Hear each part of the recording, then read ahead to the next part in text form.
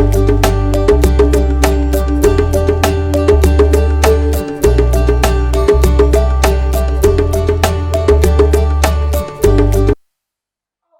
pessoal, boa tarde. Nós estamos aqui hoje trazendo um tema bem legal para a gente estudar. Você já ouviu falar sobre consciência negra?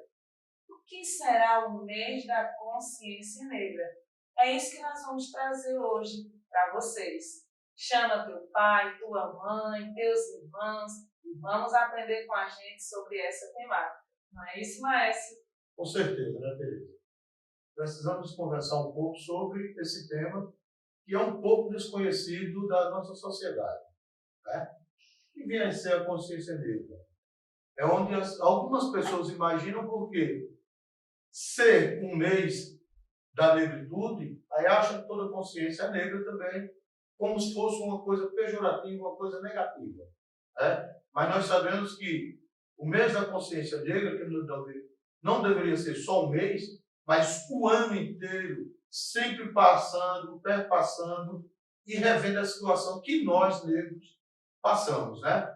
E não é à toa que muita gente ainda tem a dificuldade de se declarar como negro ou preto, e se declaram como pessoas pardas, né? Em outros casos, dizem até que são amarelas, mas nunca têm a coragem de dizer, não, eu sou negro, eu sou preto, assumindo a minha negritude, assumindo a minha raça, né? E essa é a questão que a gente vê, esse é o problema que a gente vê diariamente na nossa sociedade. Por que consciência negra? Porque nós temos que buscar os nossos espaços. Nós negros temos que buscar. Nós temos que lutar para que consigamos esses espaços que nos foram negados há séculos e ainda continuam sendo negados. É isso, Tereza? É isso aí, Laércio.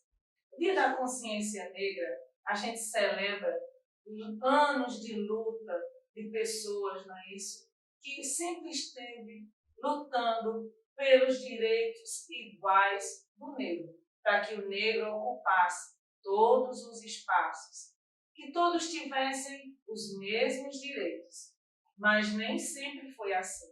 Durante muito tempo, nós fomos escravizados. Nós fomos tidos como aqueles que eram inferiores às pessoas não negras ou às pessoas brancas. Mas você sabe por que 20 de novembro é dia da consciência negra? Pessoal, 20 de novembro foi o dia em que o nosso militante, o nosso líder Zumbi, porque a partir dessa morte, nós negros tivemos muitas articulações, muitas estratégias para lutar contra o racismo no Brasil. Olha aí, ó, Dia da Consciência Negra.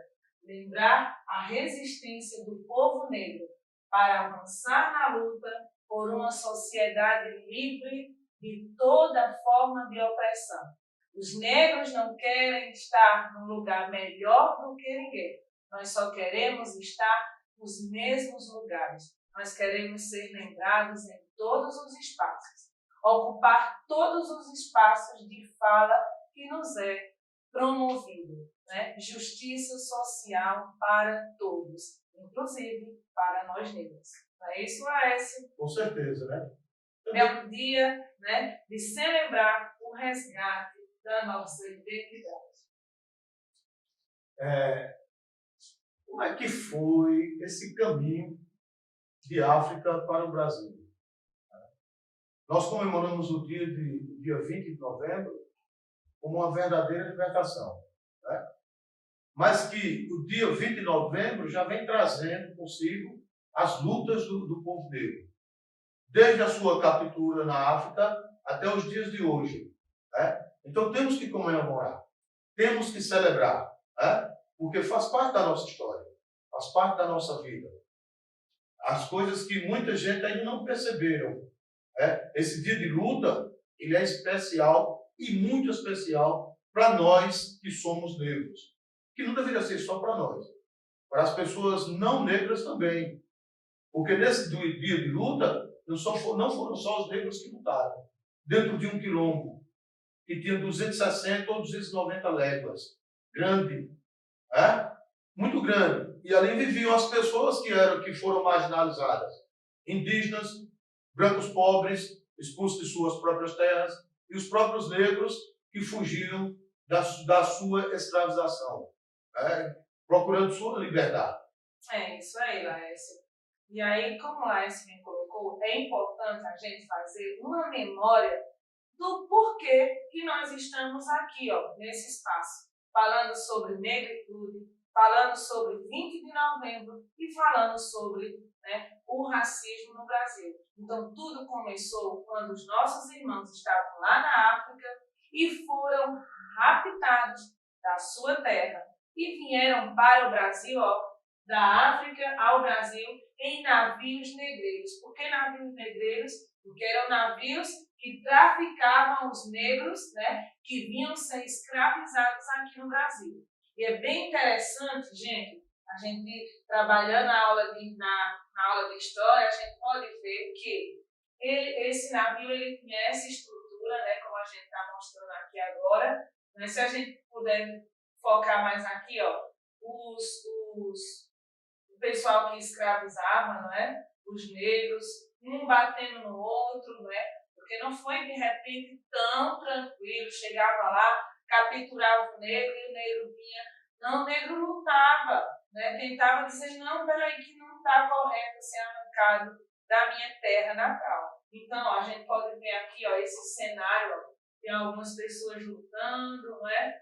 Traficando os negros. Aqui tem mulheres amamentando, não é? Então, essas crianças vinham com as suas mães, não é? E muitas delas, gente, eram jogadas no mar, porque choravam bastante, algumas com fome, e aí aquele pessoal que estava traficando os negros jogavam mesmo, né? Isso foi bem sofrido, né? Esse caminho da África para o Brasil. Fala um pouco, Alex.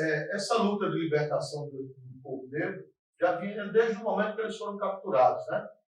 Eles mesmo se jogavam em alto mar para não se tornarem escravos aqui, né?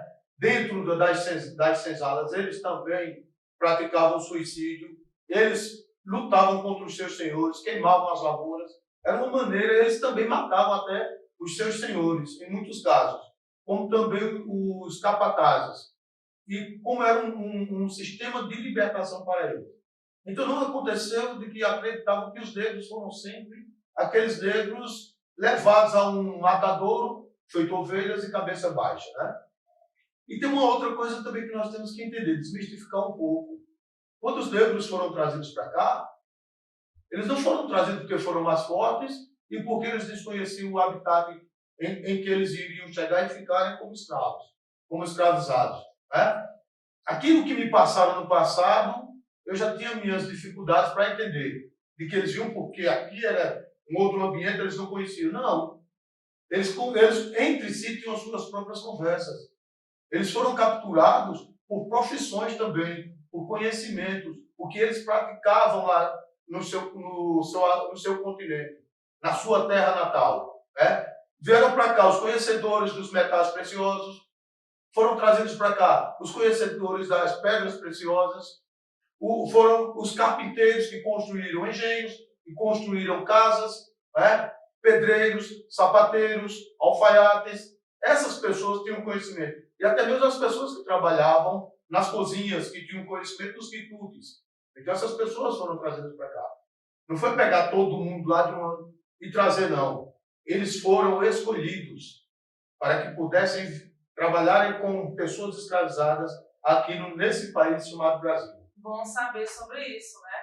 E aí, pessoal, a gente vai mostrar para vocês agora uma rota bem interessante, né? Essa rota aqui, ó, da África ao Brasil, é a rota do embarque, né, aqui na África, e do desembarque aqui no Brasil.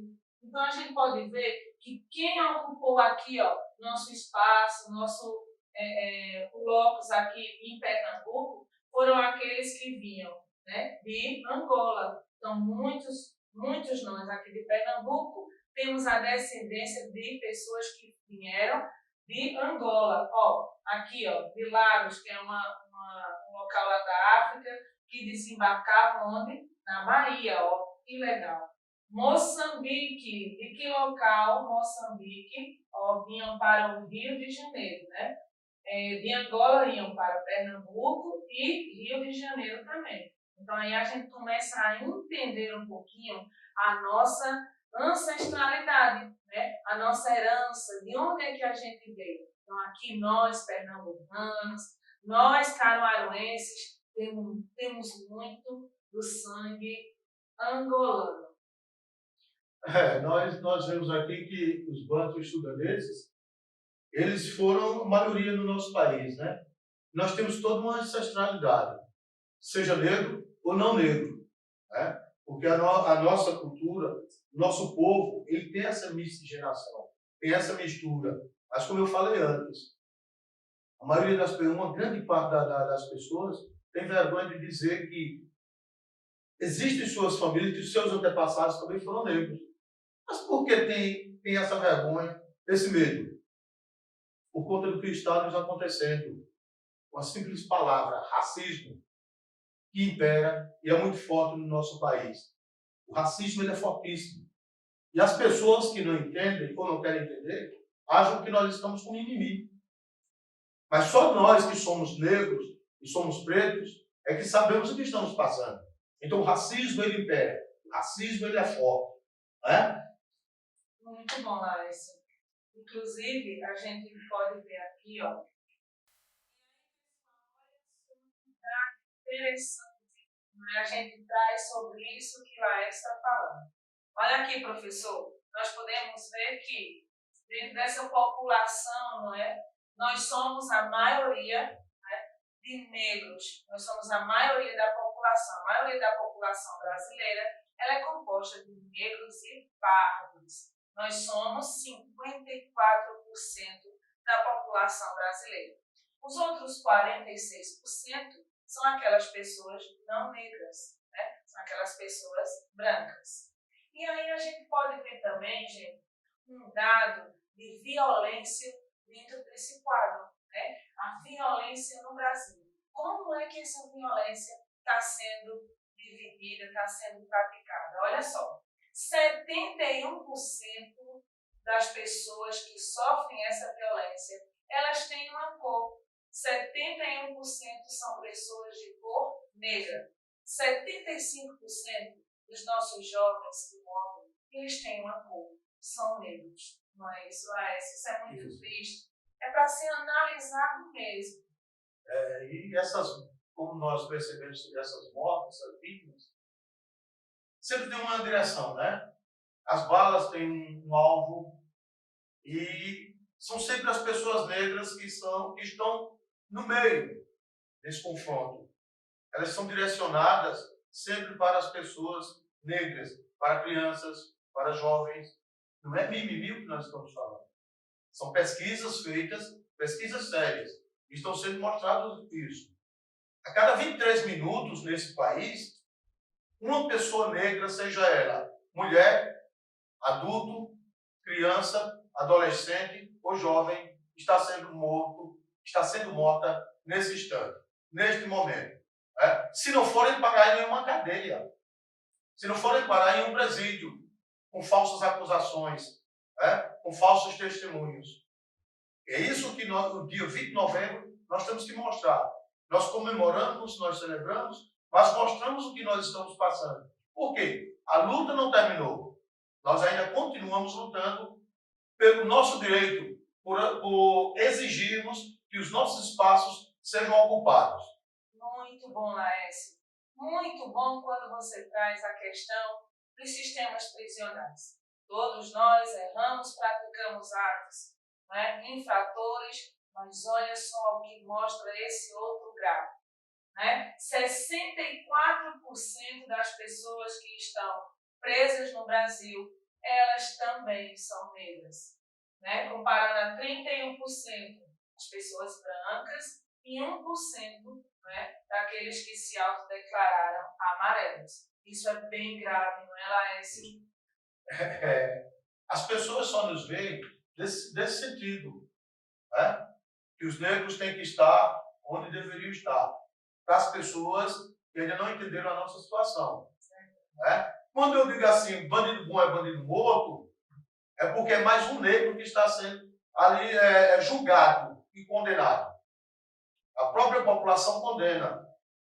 Não sabem a situação em que os negros estão nesse país. Né? E o que acontece fica por isso mesmo. A própria justiça se omite. Né? Vou contar um caso em 2018, da dançarina Babi, onde ela estava no Guarujá, não lembro bem qual a cidade, estava lá em uma apresentação, e no mesmo instante ela estava sendo acusada em São Paulo de um assalto a 2 carros, de 2 assaltos. E ela foi reconhecida simplesmente pelo cabelo. E nesse momento, estava até nos endereços sociais que ela estava postando, que ela estava a trabalho. E mesmo assim ela foi presa. Ela passou 1 ano e 8 meses presa, por ser negra. Não foi por ser branca, mas por ser negra. Então isso é um ato racista. É um ato, depois de 1 ano, de 1 ano e 8 meses, ela está lutando ainda para mostrar, para se defender e que toda a sociedade diga, não, ela é inocente. Mas ela vai ficar com o estigma de assaltante, de bandida, de ladra. Porque é isso que acontece conosco, que somos negros. Pois é, Laércio. Um outro caso que a gente ficou conhecendo, né, nacionalmente foi o caso, né, que o Cabrini apresentou, inclusive, né, uma investigação que provou, né, que esse senhor, né, esse homem foi preso injustamente. Esse homem passou anos na prisão, né, com mais um dado, sendo mais um dado ali daquele quadro que a gente mostrou, os negros no sistema prisional. E depois de muitos e muitos anos, ele conseguiu provar que era inocente. Isso que a gente mostra, pessoal, serve para que a gente reflita, que a gente não está aqui falando, como Laís bem colocou, um mimimi. São coisas que realmente existem no nosso país. O nosso país, inclusive, Laércio, se autodeclarou racista na Conferência de Durban, não é isso, Laércio? Isso, com certeza, né? Ao se declarar um país racista, nós ficamos também sendo mal vistos por outros países. Aí vai ter alguém que vai dizer assim, sim, mas nos Estados Unidos também não há o racismo? Existe o racismo nos Estados Unidos. Mas eu quero falar de onde nós estamos. Que é esse o país em que eu vivo. Sei que existe racismo em outros países. E que lá também os negros brigam por seus espaços. Né? Eles vão à luta, eles vão às ruas. É diferente do nosso povo negro. E quando nós vamos, se nós formos às ruas, vamos ser recebidos com balas de borracha, com bombas caseiras, bombas de gases lacrimogêneo, e vamos ser taxados de bandidos, que é o que acontece aqui no nosso país. Não é diferente de outros países, mas aqui é o que acontece conosco. E as balas têm direção. As cadeias são feitas, nós sabemos para quem, e os presídios também. E principalmente os cemitérios. É onde nós negros temos visibilidade. Nós somos visíveis nos hospitais, nos presídios, nós somos visíveis nos cemitérios e nas favelas, também nas periferias e nas ruas, pedindo esmolas. É onde nós somos bem visíveis. Mas em locais distintos, onde nós deveríamos ocupar esse espaço, não somos visíveis. Por quê? Eu vejo o seguinte, o racismo. Medo de perder o seu espaço para o outro, que também é inteligente. Por que não se fala dos negros criativos, dos negros inteligentes que existiram? Um exemplo é o negro que criou, um negro norte-americano, ele criou o primeiro câmbio automatizado. Ninguém fala. Por que não fala do negro que criou os semáforos? Isso as pessoas não falam, não têm conhecimento. Por que ainda criticam as pirâmides? E hoje está surgindo aí uma teoria de que as pirâmides não foram construídas por mãos humanas. Foram construídas por extraterrestres. Por que isso? porque não querem dar visibilidade ao negro. E mesmo porque, como eu próprio falei agora, as pirâmides, eles estão em um país que a maioria das pessoas acham que é uma extensão da Europa, que não é um país africano. Né, Tereza? É bom saber isso, Laércio. Né? Outras coisas aí que foram os negros que criaram e que a gente não sabia, como a televisão, a primeira máquina de sapato industrializada, tudo isso foram criações dos negros. Então, isso é muito interessante o que Laércio traz, né? Porque a gente para aprender a respeitar o outro como ele é, a gente também precisa conhecer essas histórias, né? Então, como é que a gente reaprende a respeitar o outro? Não é? Quando o Laércio aqui colocou que a gente se autodeclarou racista, o Brasil, na conferência de Durban, né? Como sair desse espaço, né, que se autodeclara racista e como mudar essa realidade? Como transformar a nossa realidade? Não basta apenas falar. É preciso práticas boas, práticas de respeito ao outro, né? Conhecer as histórias do outro. Então é por isso que é importante esses espaços nas nossas aulas, para que a gente aprenda cada vez mais sobre aquele que foi tido como tanto tempo os diferentes. Né? Nós, negros, temos uma linda história. Né? Uma história na África, histórias de luta, histórias de guerra. Você sabia que na África existem grandes reinos? Muitos não sabem. Que pena que só um lado da história foi contado. Que tal a partir de hoje, a partir de agora, você conhecer esses grandes reis que a África tem? Nós somos descendentes, não é, Laércio? Não de povo que foi escravo. Nós somos descendentes de reis e rainhas. A África é um continente riquíssimo de grandes pedras, diamantes, minerais. E aí, por que é que apenas um lado da história é contada? É por isso que é importante a gente reaprender o respeito racial. Você falou de grandes reis e rainhas, né?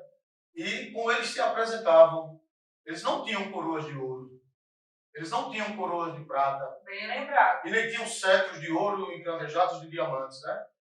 Eles se vestiam bem simples, como ainda hoje se vestem. Verdade, Nós Laércio. temos uns reis africanos que eles se vestem naturalmente, simples, com seu turbante, né? Com, muitas vezes com um filar, que é aquele conhecido como filar. Que Né? é esse que ele Esse está que eu estou usando. Não quer dizer que eu seja um rei, porque eu estou usando isso. Né? Eu uso porque é minha característica de negro, onde eu abraço a minha cultura, onde eu me aceito como negro e uso esse filar. Quer dizer, eu me assumo quanto negro.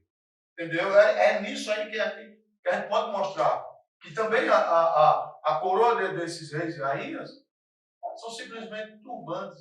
Para eles mostrarem que são reis, não precisam estar com coroas de ouro. Né? E seus turbantes são feitos de tecidos colocados no couro, nos entrefios, coisas muito luxuosas lá na África. A África não é só um continente de pobreza como a gente vê, mas é um continente de grandes reinados, de ouro, de riqueza, diamante, um continente que tem safaris, né? Um continente muito lindo, muito plural. Né? Mas por falar, Laércio, em reaprendendo o respeito racial, quando você colocou aí a questão dos reis e rainhas e falou sobre turbante, sabe que eu lembrei daquele pessoal de religião de matriz africana que usam seus turbantes muito bonitos, os filás, que é tipo esse chapéu, né, que vem de coroas, não é? Da lembrança de coroa lá da África. E aí, Laércio, você sabe que ainda tem pessoas que discriminam o outro porque ele é de religião diferente, porque ele é de religião de matriz africana. Isso a gente chama de racismo religioso, não é, Laércio? Isso. O que nós temos que entender e aceitar é que não só existe uma religião. Nós vivemos em um mundo laico. Eu não vou nem falar do planeta. Não vou nem falar da sociedade brasileira. E nem falar de Caruaru ou Salgado, ou falar do Indianópolis, ou então falar do Vassoural, mas falar que nós vivemos em um mundo laico. Cada um segue a sua própria religião. E cabe a nós, cabe a cada um de nós, respeitarmos a opção religiosa dessas pessoas. Que do jeito que eles têm as suas religiões, e que nos levam a um só. Que tem nomes diferentes, mas ele é uma só pessoa. Ele é um só ser, que nós chamamos de Deus. E outros povos têm outras denominações para chamarem Deus de Oxalá, para chamarem Deus de Tupã, para chamar Deus de Manitu, certo? Então, nós temos que ter esse respeito. E esse é o respeito e a essência de cada religião.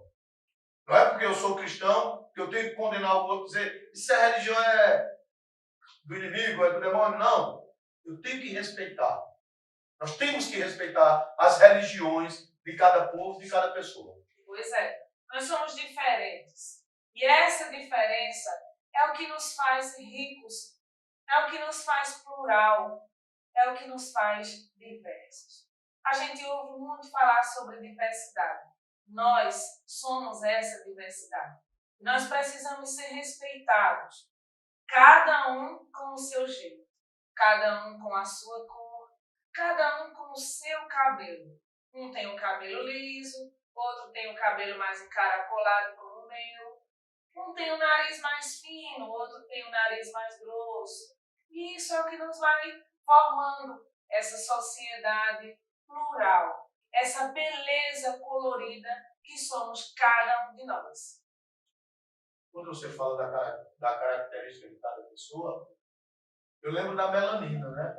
Essa melanina que nos cobre, que somos negros, né? Essa cor, essa aqui essa cor preta, eu olho assim e digo, eu sou negro com todo orgulho.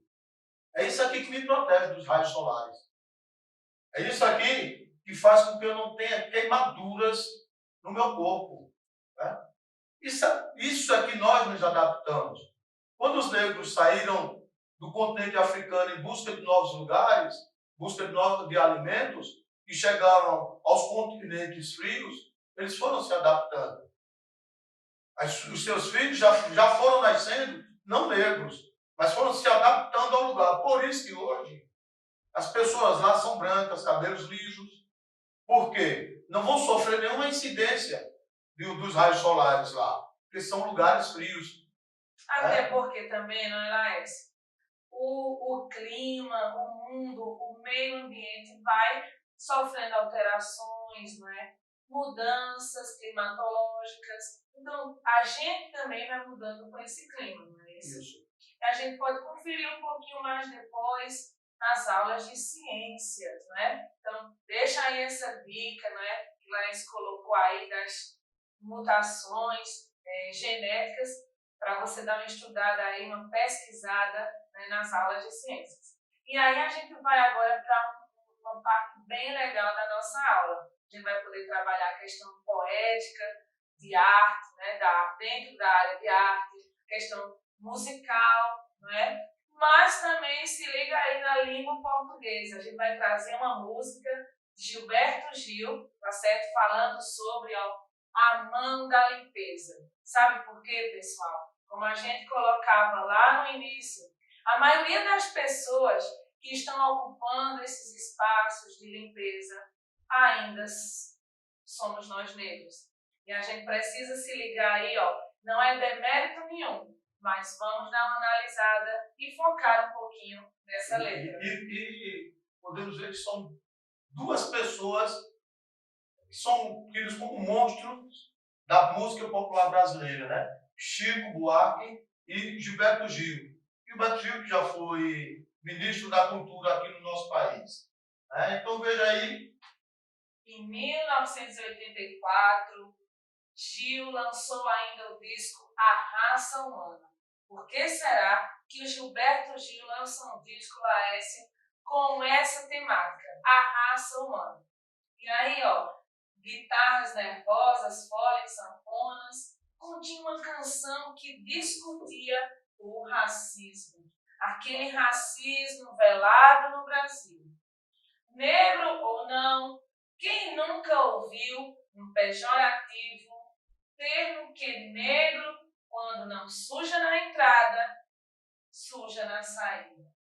Buscando mais uma vez desconstruir equívocos e colocar em debate o forte racismo que existe aqui no Brasil. Toma conta do nosso país. Gil escreveu Mão da Cantada ao lado do parceiro Chico Buarque. A canção valoriza a contribuição do negro desde os tempos da escravidão e sua participação fundamental na construção da identidade gastronômica e cultural do brasileiro. E aí a música diz: passava a vida limpando o que o branco sujava. Imagina só que o negro penava.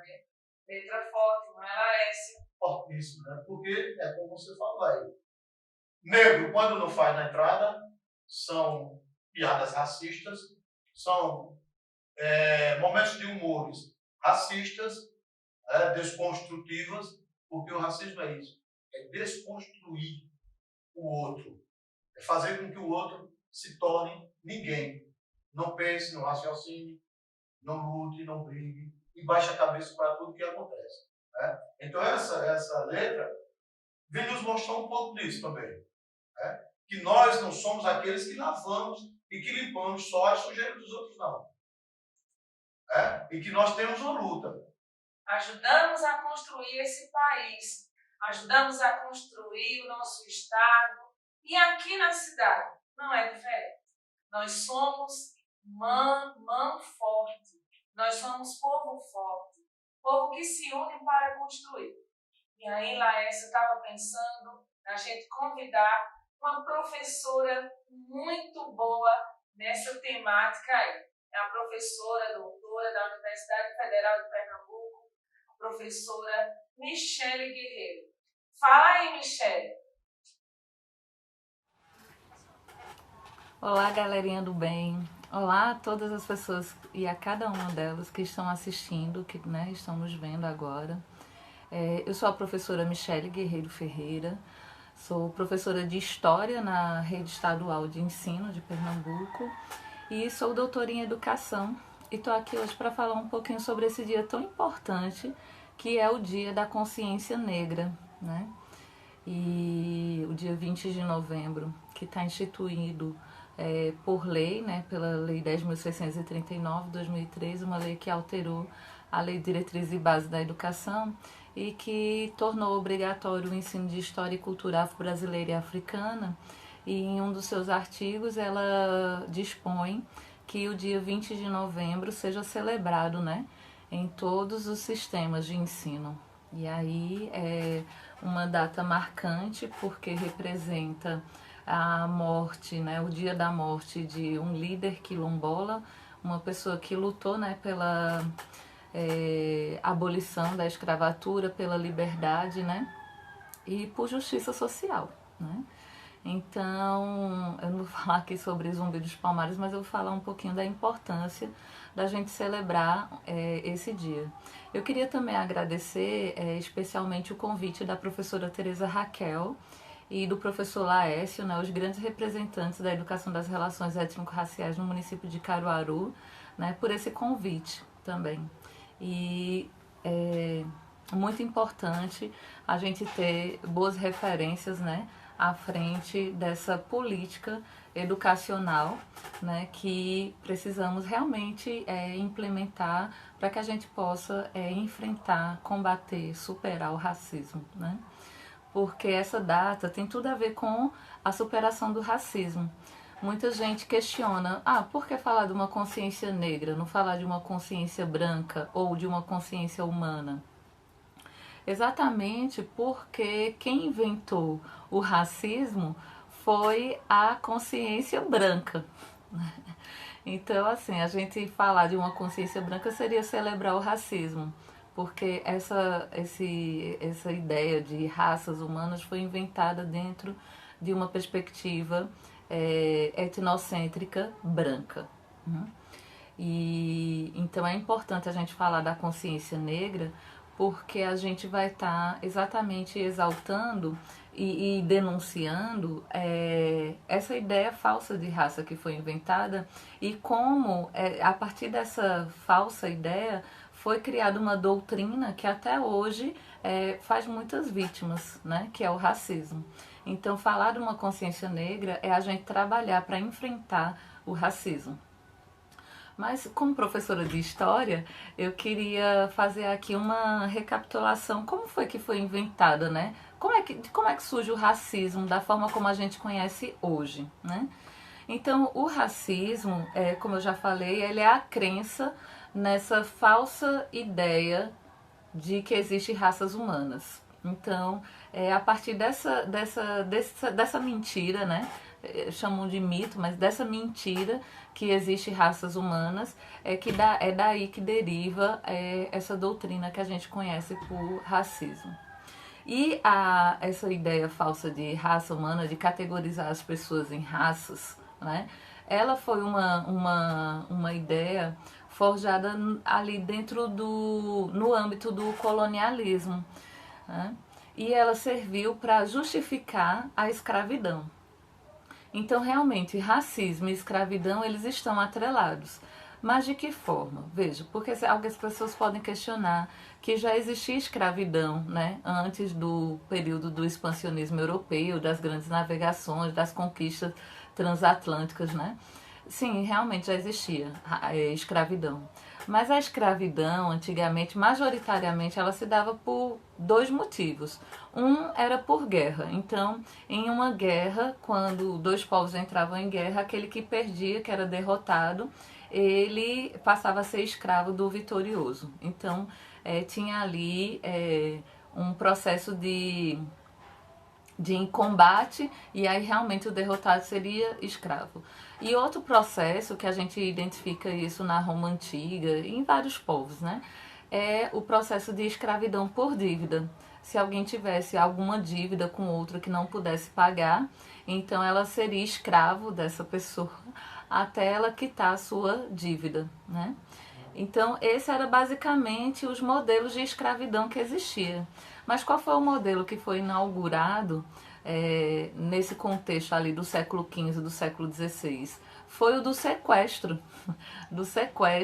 e da escravidão realmente sem condição de, sem a vítima estar devendo, sem a vítima ter a oportunidade de lutar, né? Então realmente as pessoas eram sequestradas, colocadas num galpão até o dia de embarcar no navio negreiro para o estrangeiro. Eles não sabiam nem para onde estava indo, nem o que ia acontecer, né? Então, essa ideia realmente serviu muito para a escravidão. Por quê?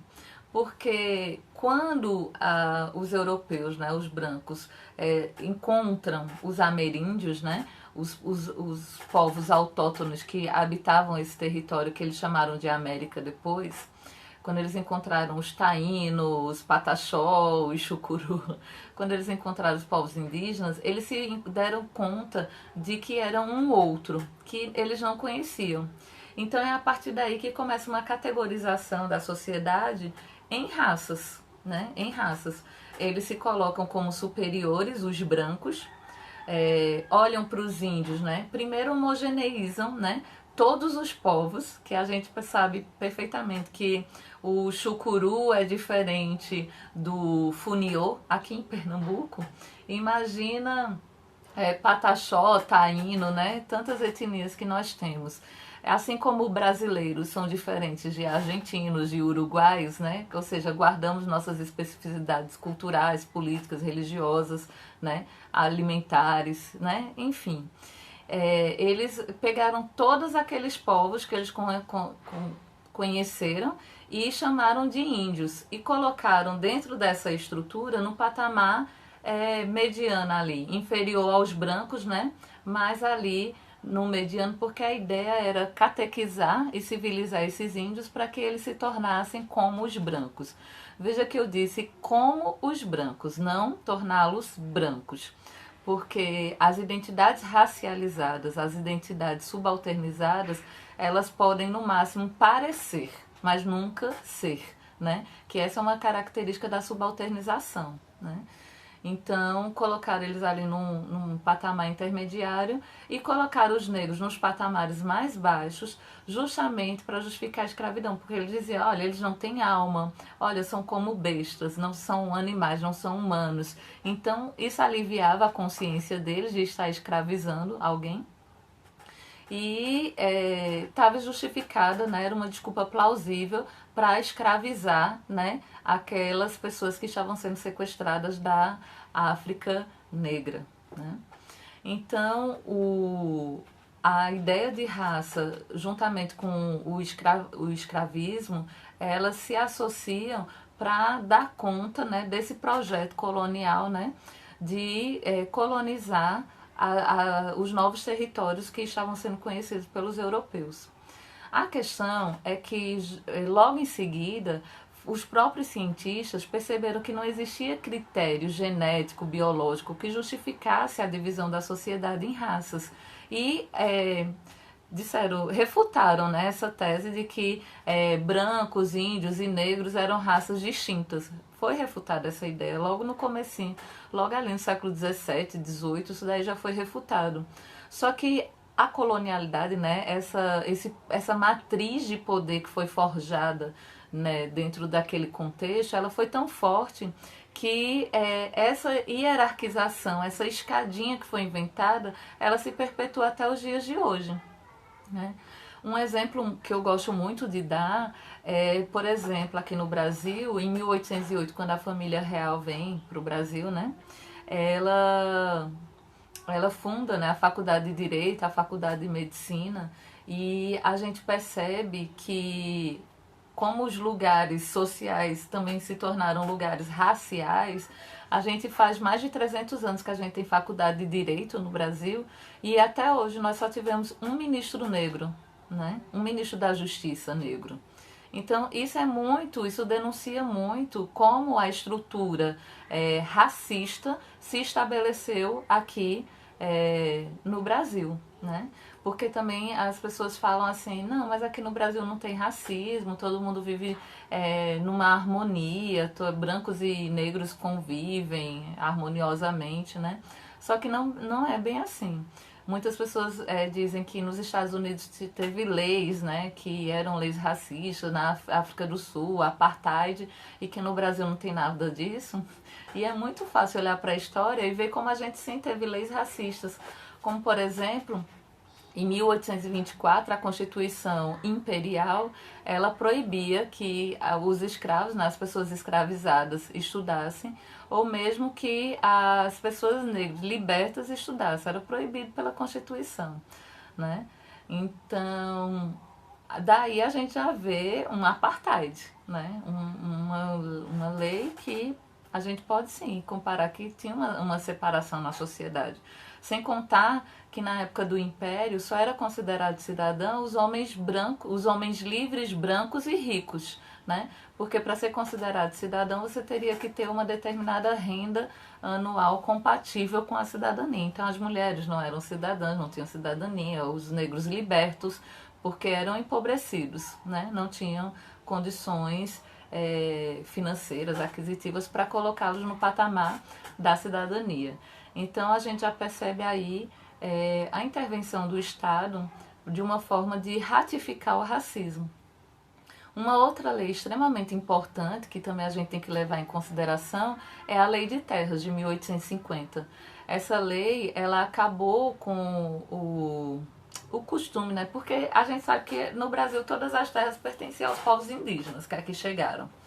Só que os colonizadores, eles chegavam, se apropriavam da terra, começavam a produzir, a se fixar ali na terra e aquela terra passava a ser de sua propriedade, né? E com a lei de terras, a terra se torna mercadoria e acabou com essa questão, né, com essa prerrogativa E aí, isso foi muito impactante, por exemplo, em 1888, quando foi abolida a escravidão. Porque realmente a escravidão foi abolida, mas a gente não teve nenhum dispositivo que pensasse na inserção das pessoas que tinham sido escravizadas na sociedade. Não teve nenhum dispositivo. Se, por exemplo, não existisse a Lei de Terras de 1850, essas pessoas poderiam se fixar em determinadas terras e ali começar a produzir, né, se fixarem, produzirem e tal, e se inserirem na sociedade de classe normalmente. Mas veja que já é realmente um projeto de exclusão, né, de exclusão.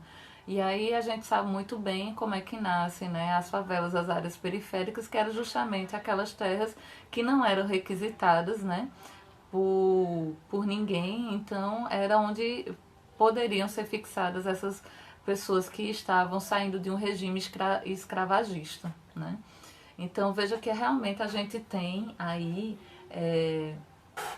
elementos, né, do Estado colocando sim uma divisão racial na sociedade. Quem pode ter acesso aos bens, né, sociais e quem está realmente excluído dele. Com esses exemplos, a gente mostra, a gente pode comprovar que o quê? Que o racismo no Brasil é uma questão estrutural, é uma questão que estrutura a nossa sociedade, né? Que está na base da organização social do nosso país. A gente percebe que o racismo não é uma questão, um ato individual de cada pessoa, né? É uma questão que é muito mais ampla. Então, com isso também é importante a gente falar que a gente também pode refutar aquele argumento de que diz, olha, os negros são racistas. Mas, minha gente, por acaso eles estavam vivendo em outra sociedade que não a nossa? Se a nossa sociedade é racista, como é que ele poderia ter isenção do racismo, né?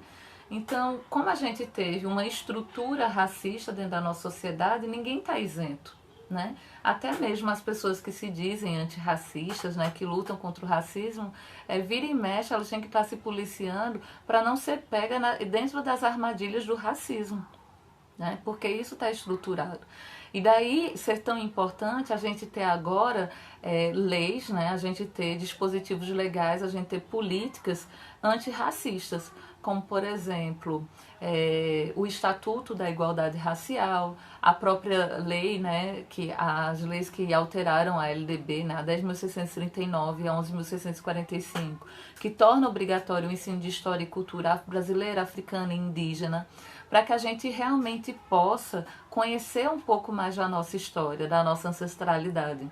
Porque muitas vezes a gente pensa que as pessoas negras ou indígenas, elas realmente são subalternas, elas não têm conhecimento, elas não têm, né? Só que é um grande engano, né? Porque da necessidade da gente conhecer um pouco mais, né, sobre o continente africano, sobre de onde vieram as pessoas escravizadas e qual a marca que elas deixaram na nossa sociedade, porque os colonizadores sabiam exatamente onde ir buscar as pessoas especialistas naquela atividade econômica que o Brasil estava tomando naquele momento.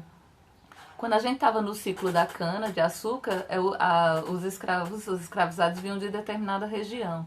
Quando a gente mudou para o ciclo, por exemplo, da mineração, eles já mudavam a região de captura, porque eles queriam os especialistas, quem eram as pessoas que já dominavam a técnica, quem já dominavam. Então, assim, é um engano a gente pensar que a gente não tem o que aprender, né, a partir, né, da história e da cultura, né, dos africanos e dos afro-brasileiros, porque muitas questões também foram transformadas aqui dentro do Brasil, né? Hábitos que eram realmente africanos, que eram feitos de determinada forma lá nos países, né, da África, quando chega aqui, devido à estrutura da escravidão, né, da proibição das práticas culturais e religiosas e tudo mais, ela teve que se conformar, teve que se forjar dentro dessa sociedade que estava aqui, baseado justamente nas proibições, na escravidão, né, em vários elementos. Então ela foi se reconfigurando. Então determinadas práticas que nós temos hoje, elas não são africanas, elas são afro-brasileiras, né? Elas tinham uma matriz africana, mas elas se reconfiguraram dentro do território brasileiro. Então, a gente começa a entender que o racismo é um sistema de opressão que nega direitos. Então, é extremamente importante a gente perceber como a gente pode estar buscando ampliar os direitos para todos, né? Superar o racismo também faz parte de uma busca por justiça social, né? Então, para vocês terem uma ideia, tinha essa lei que proibia, né, lá em 1824, uma lei que proibia a educação, né, para as pessoas escravas, né, escravizadas e tal. E por incrível que pareça, minha gente, é a Constituição de 1988 que vai dizer que a educação é um direito de todos. E a gente só consegue universalizar o ensino fundamental, né, ali no final dos anos 90. É justamente ali no final dos anos 90 quando realmente a gente consegue uma quase universalização, né, do acesso à educação básica, né? Crianças de 7, naquela época era de 7 até 14 anos, mais de 95% estavam na escola, foi que realmente a gente começou a ter uma inclusão, né, de todos, né, exercendo esse direito. E aí, até hoje, é importante a gente falar, porque, veja, não pode ficar só no nível fundamental, né? Tem que ter uma progressão de estudo. Então, a partir dali dos anos 90, é que a gente começa a perceber que o Brasil assume que é um país racista, né? Na Marcha Zumbi dos Palmares, em 1995, assume que é um país racista, porque se o Brasil não assumisse que era racista, que a gente vivia sob a égide do mito da democracia racial, né? Não, aqui é tudo de boa.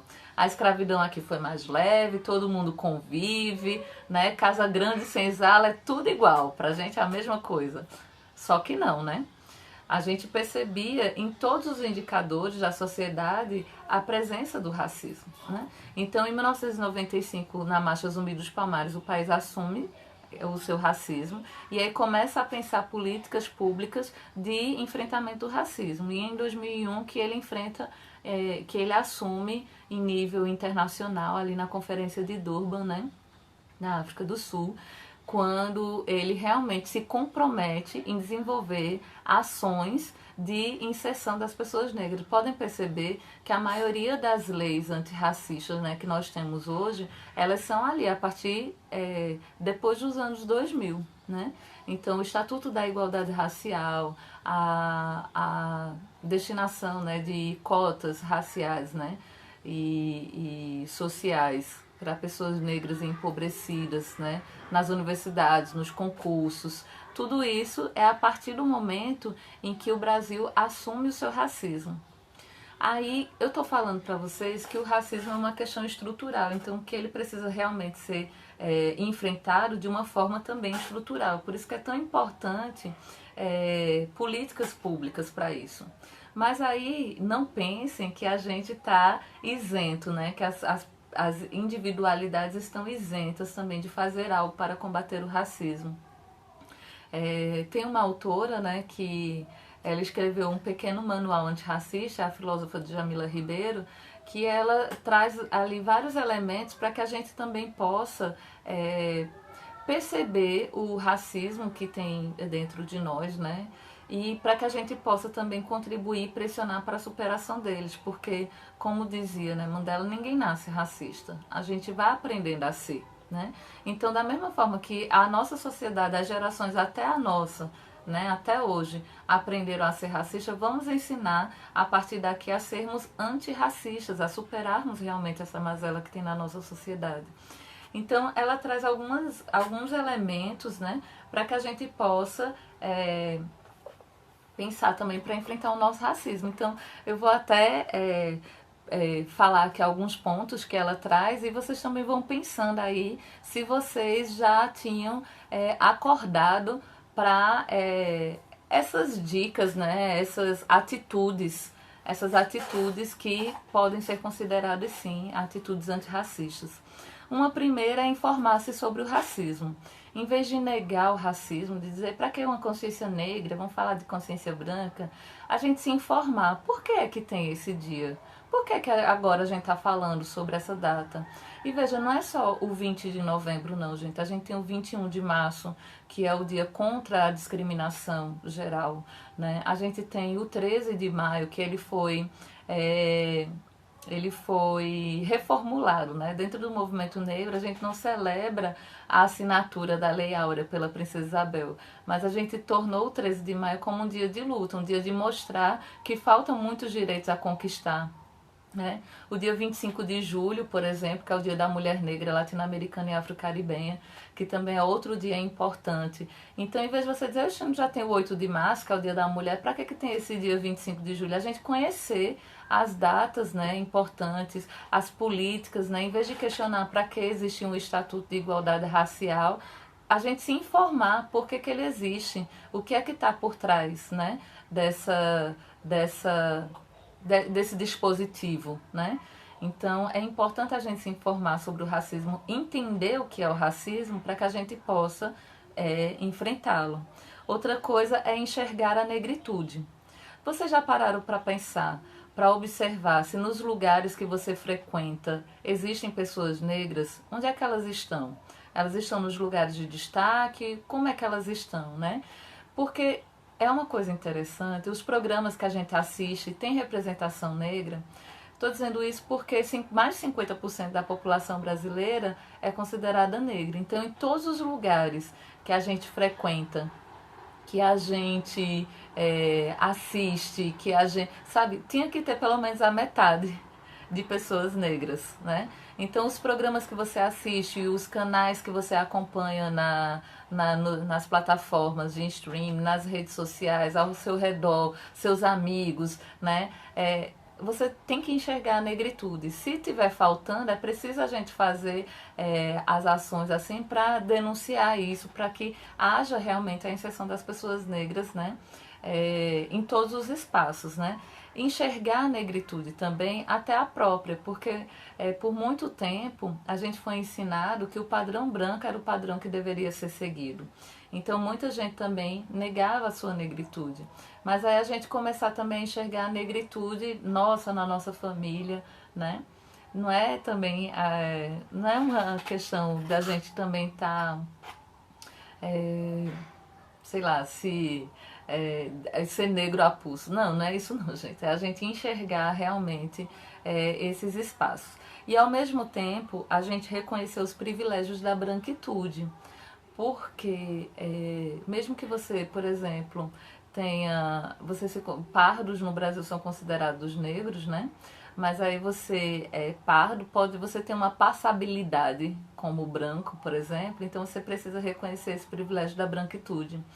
Porque esses privilégios, eles vão de atitudes cotidianas, como, por exemplo, não ser parado numa batida policial, não ser seguido dentro de uma loja. Tudo isso já pode se configurar como um privilégio da branquitude, né? Dentre vários outros exemplos, né? Reconhecer, perceber o racismo internalizado, aquele racismo que está dentro da gente, que acha graça numa determinada piada racista, que fala determinadas coisas, acho que não tem nada demais, né? Ou outros elementos também. A gente precisa também perceber esse racismo internalizado. Apoiar as políticas afirmativas, porque, como eu falei, o racismo ele precisa ser combatido também de uma forma estrutural, né? Então a gente precisa apoiar, não combater, não criticar, mas assim, se for criticar, para melhorá-las, né? Ler autoras e autores negros, né? Porque por muito tempo a literatura foi muito celebrada apenas a literatura eurocêntrica, né? Aquela velha questão que a gente conhece tudo de Branca de Neve, né? A Bela Adormecida, e a gente não conhece, por exemplo, Dinga, né? A rainha africana. Então é importante a gente também tanto perceber se nos livros que a gente lê tem autores negros, se eles fazem até porque eles serem protagonistas não é para fazer papel de negro, né? Porque também não é colocar um estereótipo, é ter vida normal como a nossa, é porque a gente por muito tempo os papéis ditos normais, né, não eram colocados para as pessoas negras. Eu lembro muito o exemplo de uma novela global, né, que teve há um bom tempo atrás, em que o autor Lázaro Ramos era o protagonista da novela. E muita gente questionava porque aquele papel era para um homem negro, como se era um papel de um rico empresário, sei lá, uma pessoa muito bem sucedida economicamente, sabe? Uma pessoa que tinha um alto padrão social e tal. E aí muitas pessoas criticaram porque era para ele, não para um galã. E como seria um galã? Um galã seria uma pessoa, um homem branco, hétero, né? Essa coisa toda.